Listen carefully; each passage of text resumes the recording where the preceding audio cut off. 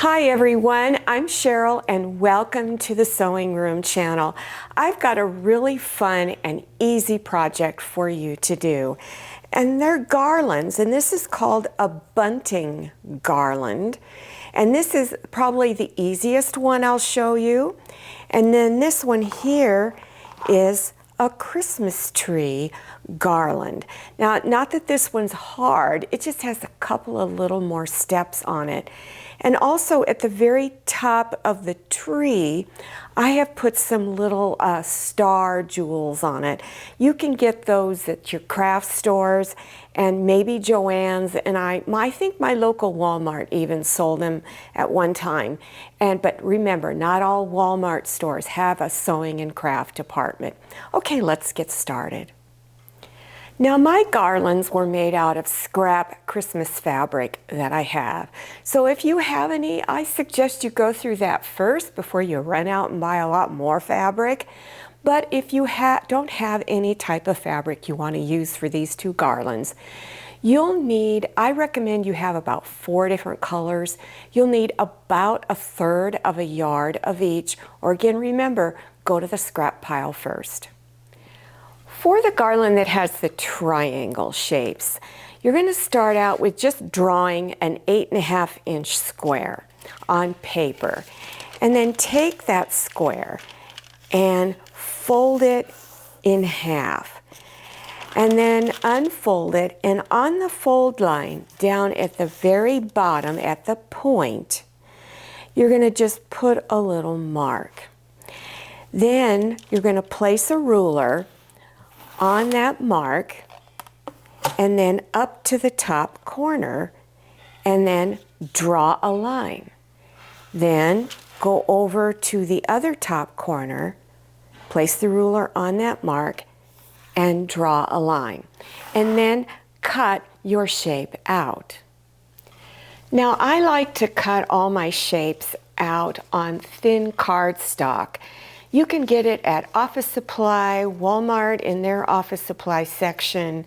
Joann's, I'm sure, carries it. But you can always take an old cereal box and also use that, because that's also thin cardstock. Usually on my templates, I'll write all of the information that I needed in order to create this shape so that you know when you want to do it again what you need to do. For the Christmas tree, you're going to cut a rectangle shape out, and it goes 7.5 inches this way and 8.5 inches tall. Then you're going to go ahead and press a fold line, press it in half. And then you're just going to leave it like this while you draw your template. So you're going to place your 1-inch line on your ruler on your fold of the paper. So lay it there like that. Then draw a line from the very bottom going up 1.5 inches.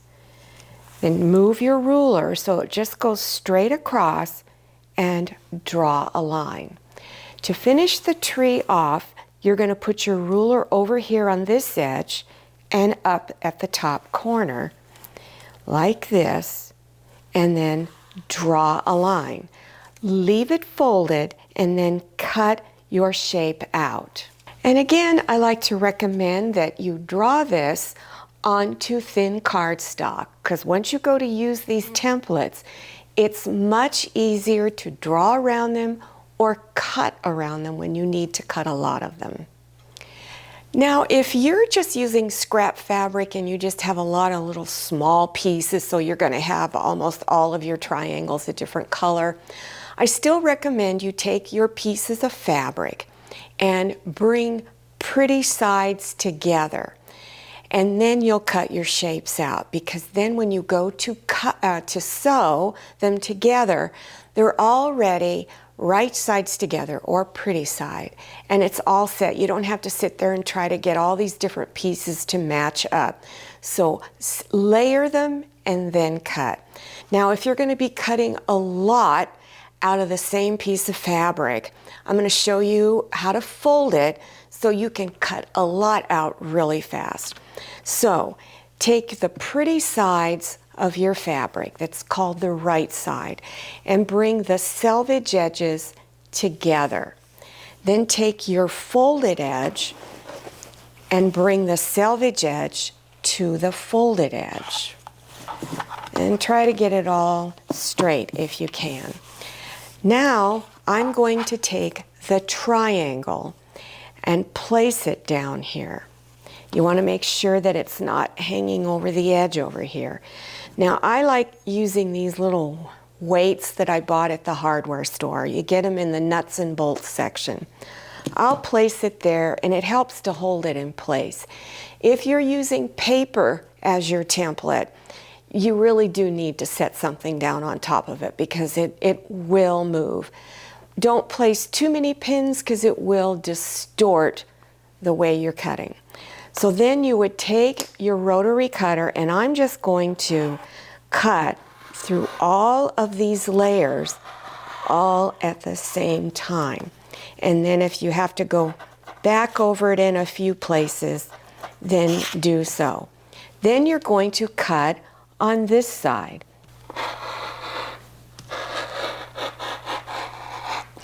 After you've cut this edge, then go ahead and cut along up here.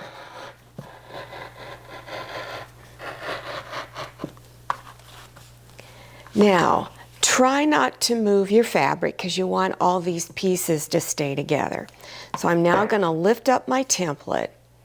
I'm going to flip it over and place it right on the cut edge here.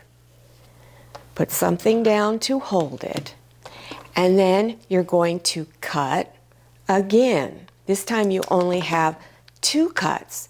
And then if you're going to cut more, you'd remove this, flip it over, and set it on that previously cut edge.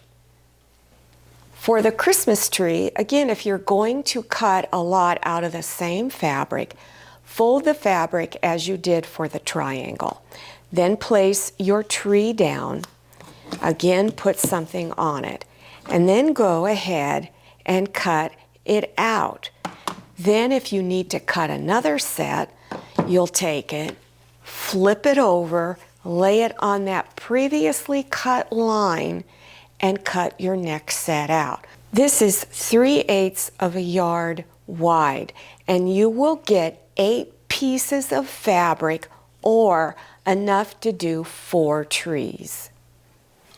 So when you layer your fabrics that way, by having the pretty sides of the fabric together, when you take your first 2, they're already ready to sew. They're front sides together, and you may want to put a few pins to hold the fabric together so it doesn't slip.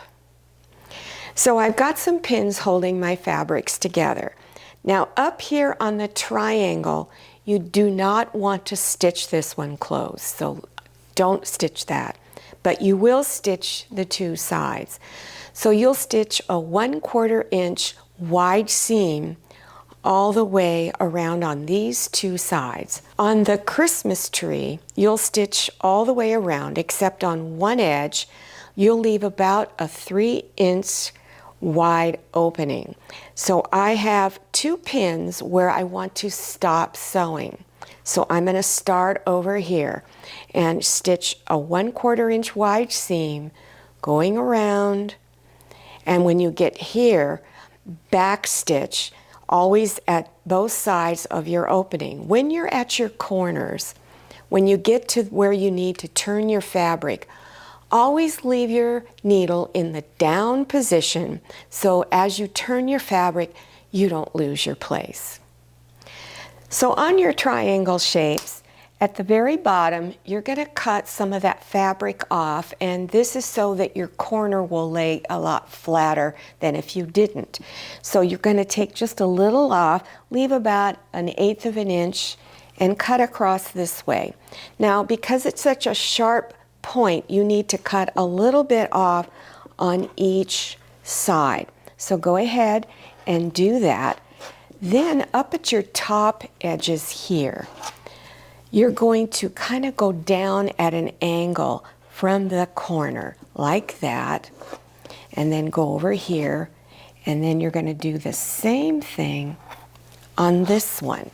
And this is so that when you turn it front side out, you don't have these little points sticking out at that edge. Then on your tree, you're going to cut all of your corners the same way that I just demonstrated on the triangle. The only other additional cut you need is to, on these inside corners here, where the trunk of the tree is, you're going to need to cut in like this. You want to get as close to that point as possible. The reason we do this is because when you turn it front side out, it will lay flat. Otherwise, it'll be all bunched up. So if you forget to do this and you turn it right side out and it's bunchy, that's what's wrong. So after you've turned your triangles right side out and the trees right side out, you want to press them flat. And then along your edges on all your pieces, you want to stitch 1/8 of an inch away from the edge. Now on the triangle, you don't need to do that up at the top. You only need to do it on these two edges.